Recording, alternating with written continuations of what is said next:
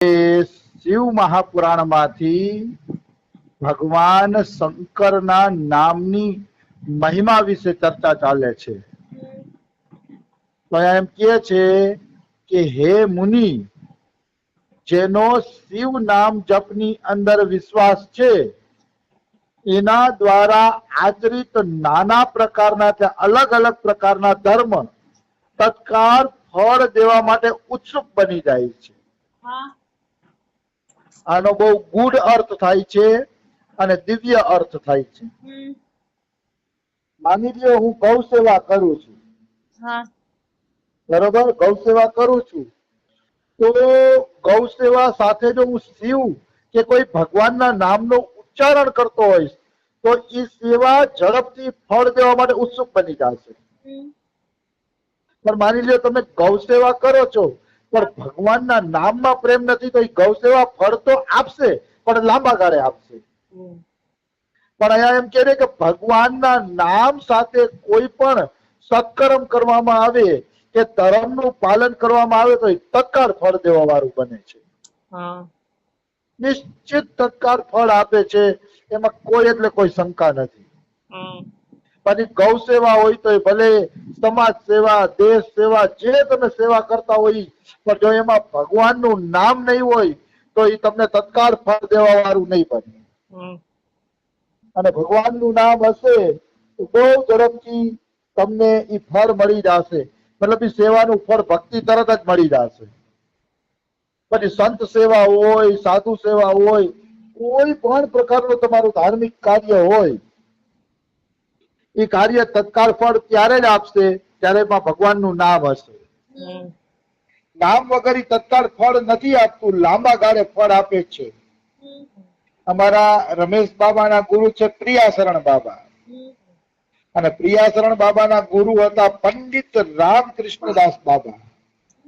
એ પંડિત રામકૃષ્ણદાસ બાબા પાસે ગાંધીજી અને સરદાર વલ્લભભાઈ લાવ્યા અને આવી એમ કે આપણે 500 વર્ષથી આઝાદી લડાઈ કરીએ છીએ કે 200 વર્ષ વયા ગયા પણ આઝાદી કેમ મળતી નથી, હજી આઝાદી મળી નથી.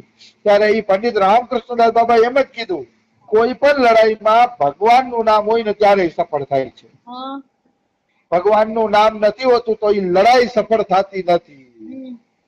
તો કે તમારા આ આંદોલનમાં ભગવાનનું નામ નથી ને એટલે તમારી આ લડાઈ સફળ નથી થઈ.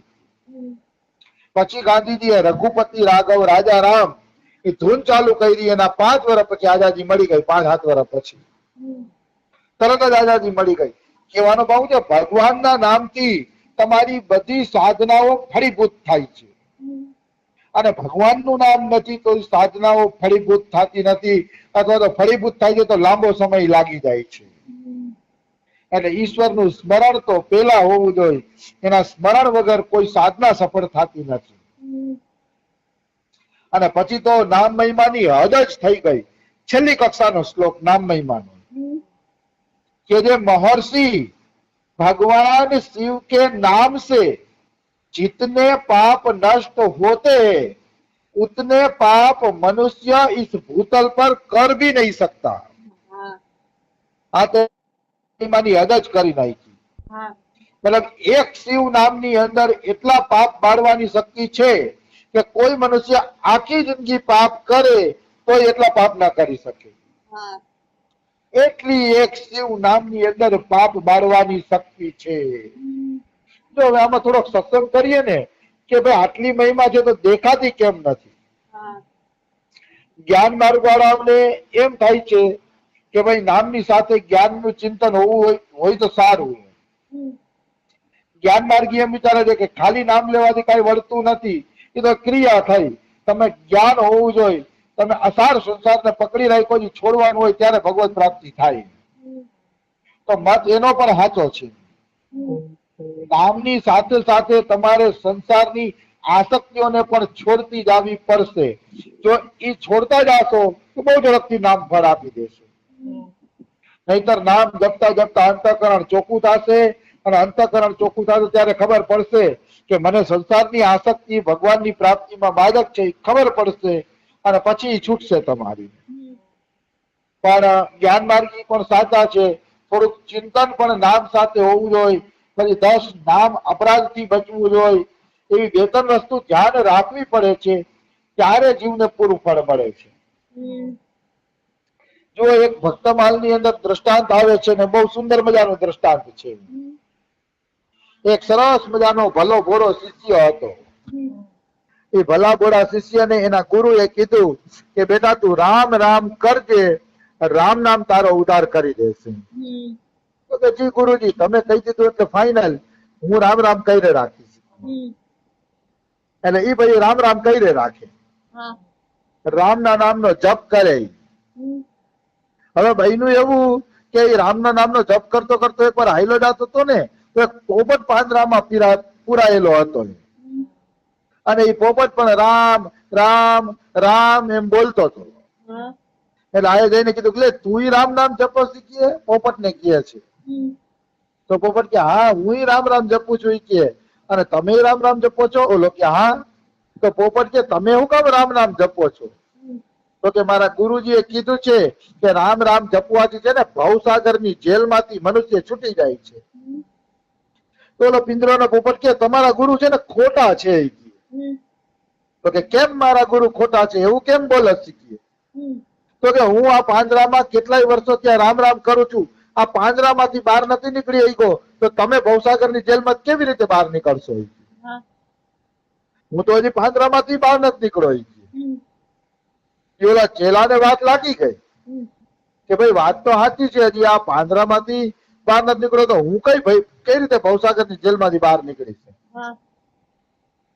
એટલે પછી એ ગુરુજી પાસે ગયો અને ગુરુજીને કે ગુરુજી ઓલો પોપટ પાંજરામાં છે ને રામ રામ કરે છે, એ પાંજરામાં જ નથી નીકળી શકતો, તો હું ભવસાગરની જેલમાંથી કઈ રીતે નીકળીશ? પ્રશ્ન કર્યો. એટલે ગુરુજી હસે છે, હસીને કે બેટા તારી વાત સાચી છે. હવે એ પોપટ ને કે તારો માલિક તને જમાડવા આવે ને ત્યારે તું મયરો હોય ને મરેલો થઈને પડ્યો રહે છે. તો કે ઠીક છે.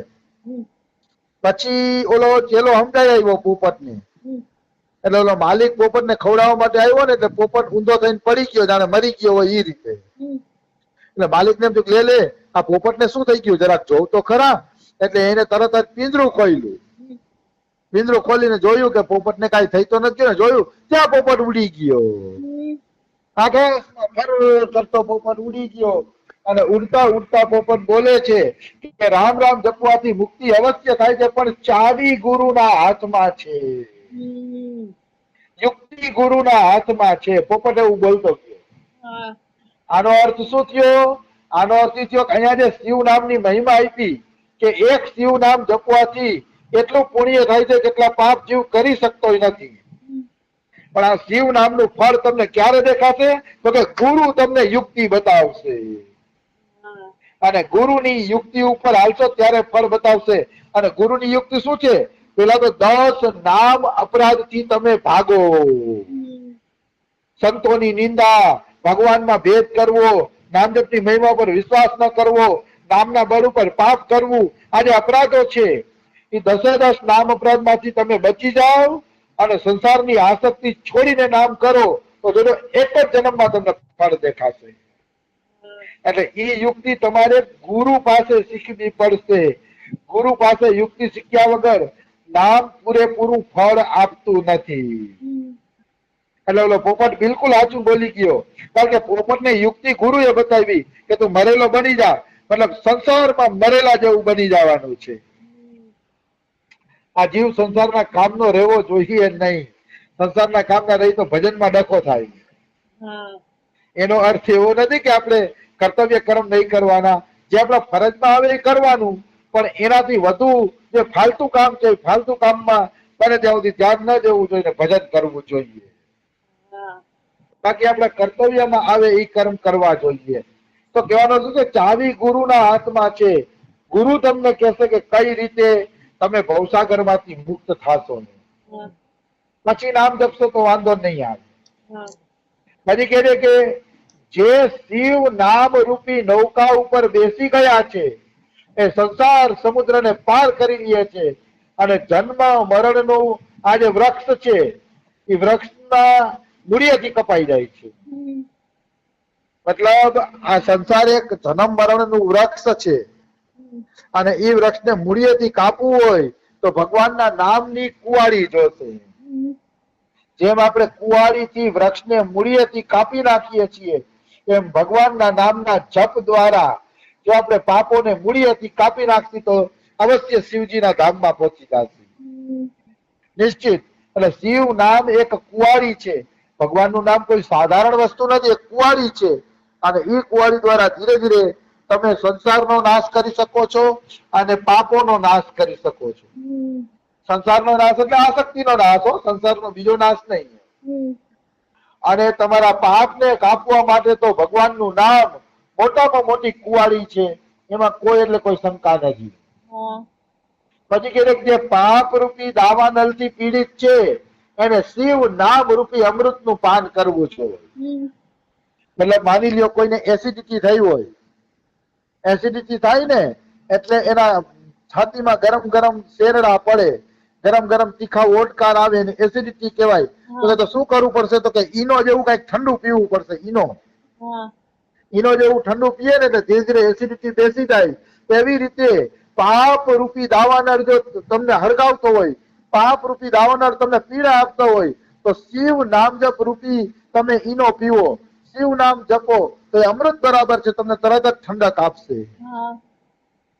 મતલબ આપણા પાપ જ જો આપણે બાળતા હોય અને બાળી અને તકલીફમાં મૂકી દેતા હોય તો ભગવાનના નામ થી મોટું અમૃત બીજું એકેય નથી. ભગવાનના નામનું અમૃત પીવાથી એ બધું બળી જાય છે. આવી વસ્તુ છે. એટલે ભગવાનના નામનું અમૃત પીવું જોઈએ તો પાપોથી ચિંતા રહેશે નહીં. પછી કે પાપના દાવાનળથી જે દગ્ધ થાય છે એને શિવ નામામૃત વગર શાંતિ મળતી નથી. મતલબ મહાદેવનું નામ એ લોકોને અવશ્ય શાંતિ અપાવશે, એમાં કોઈ એટલે કોઈ શંકા નથી. આવી વસ્તુ છે. બિચારા બધા લોકો જો પાપના કારણે બળે છે, કોઈને કઈ ને કઈ ચિંતાઓ છે, ચિંતા વગરનો કોઈ મનુષ્ય નહીં હોય તો કે ભાઈ શિવ નામ જપો, શિવ નામનું અમૃત પીવો એટલે ધીરે ધીરે આ પાપની બળતરામાં તમને શાંતિ મળશે. મને તો અઠવાડિયામાં એકવાર એસિડિટી થાય એટલે મારે ઓમી નામની પડીકી આવેલી, ઓમી નામની પડીકી નાખીને એક શરબત જેવું થઈ જાય, એક પડીકી પીતો 15 દી સુધી એસિડિટી ન થાય.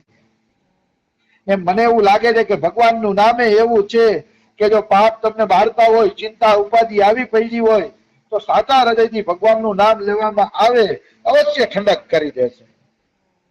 પરીક્ષિતને હાથીમાં ભગવત કથાએ ઠંડક કરી દીધી. 7 દી પરીક્ષિતે ભગવત કથા સાંભળી હતી, 7 દીમાં તો મૃત્યુ ઉપર વિજય પ્રાપ્ત કરી લીધો. આપણી પાસે તો ઘણું જીવન છે એમ કહી શકાય. આપણે થોડા 7 દીમાં મરી જાતી, ઘણું જીવન જ કહેવાય. આપણી પાસે તો આપણે ભગવાનનું ભજન કરીએ તો અવશ્ય મુક્ત થઈ શકીએ છીએ. પરીક્ષિતે 7 દીમાં મુક્ત થઈને દેખાડી દીધું કે મનુષ્ય ધારે તો ગમે ત્યારે મુક્ત થઈ શકે છે, બસ એની જિજ્ઞાસા હોવી જોઈએ કે મારે હવે આ સંસાર સાગરમાંથી મુક્ત થઈ જવું છે. ખટવાંગ રાજા 2 ઘડીમાં મુક્ત થઈ ગયા હતા. એટલે આ બધી વસ્તુ સાબિત કરે છે કે મુક્ત થવું હોય તો બહુ ઝડપથી જીવ મુક્ત થઈ શકે છે, એમાં કોઈ શંકા નથી. અરે ભગવાનનું નામ જપી લે તો તમે મુક્ત જ છો. આવી વસ્તુ છે. પછી કહે કે જે શિવ નામ રૂપી સુધાની ધારામાં ગોતું લગાવે છે એને સંસાર રૂપી દાવાનળમાં બીચમાં વચ્ચે ખડા હોવા છતાં પણ દુઃખના ભાગીદાર નહીં બને. મતલબ જેવી રીતે આપણે ઉનાળો હોય અને બળબડતો તાપ હોય ને ગંગાજીમાં ગોતું લગાવીએ કેવી મજા આવે ઠંડા પાણીમાં, એવી રીતે જે સંસારથી બળતા હોય એ કે શિવ નામ રૂપી ગંગામાં ગોતું લગાવો. ગોતું લગાવશો તો બધાય પાપ બળી જશે ને તમને અપાર શાંતિ મળશે. હાલાકી આ શ્લોક વિસ્તારથી લેવા જેવો છે એટલે આપણે કાલે જ લેશું. સમય થઈ ગયો છે. રાધે રાધે. જય સિયા રામ.